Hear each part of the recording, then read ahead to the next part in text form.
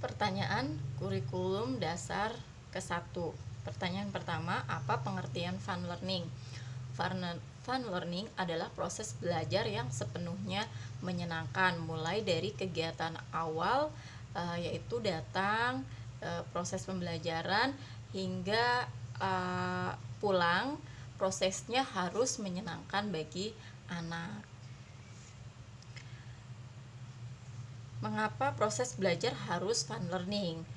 Karena tidak akan tumbuh minat anak jika prosesnya tidak menyenangkan. Apa tujuan dari fun learning? Untuk menumbuhkan minat belajar anak. Apa hukum fun learning di Bimba? Hukumnya adalah wajib atau mutlak harus ada. Siapakah yang merasakan fun learning dan sebutkan alasannya. Yang harus merasakan fun learning adalah anak, karena anaklah yang menjadi subjek belajarnya, sedangkan motivator itu sebagai fasilitatornya. Bagaimana siapa yang menciptakan fun learning? Yaitu motivator, karena motivator sebagai fasilitator. Bagaimana cara menciptakan fun learning? Yaitu dengan cara small step system. Lalu bagaimana cara mengevaluasi anak apakah fun learning atau tidak? Yaitu dengan memperhatikan wajah tubuhnya, gerak tubuhnya, dan juga dengan memberikan pertanyaan, maka kita akan tahu apakah anak merasakan fun learning atau tidak.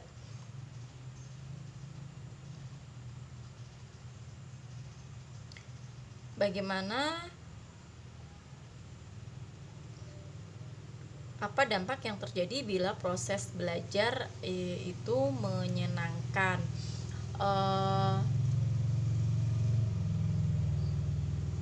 Yaitu anak akan merasa senang untuk belajar, dan juga anak akan tumbuh minat bacanya, dan belajar itu tidak menjadi beban.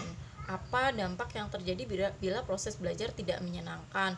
Maka anak akan merasa belajar adalah beban, anak terpaksa belajar, dan anak akan lebih suka bermain game dan menjadi malas belajar. Anak akan menjadi generasi yang benci atau tidak suka dengan belajar. Apa pengertian dari small step system? Small step system adalah proses belajar yang dilakukan secara bertahap sesuai dengan kemauan dan kemampuan anak. Kenapa harus small step system? Karena jika tidak small step system, tidak akan fun learning, tidak akan menyenangkan. Apa tujuan dari small step system? Untuk mencapai proses belajar yang 100% fun learning. Bagaimana cara motivator dapat mewujudkan proses belajar yang small step system? Yaitu dengan cara individual system. Apa dampak yang terjadi bila proses belajar small step system? Anak akan lebih senang belajar, dan anak akan karena sesuai kemampuannya, maka dia tidak akan merasa terpaksa, tapi dia akan merasa senang, dan dia akan terus menerus belajar, sehingga dia akan menjadi mempunyai karakter minat belajar. Apa dampak yang terjadi bila proses belajar tidak small step system?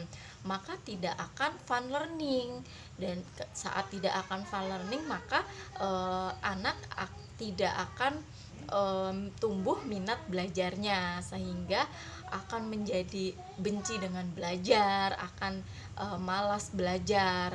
Maka sangat perlu untuk fun learning dan dengan cara yang small step system. Baik, terima kasih.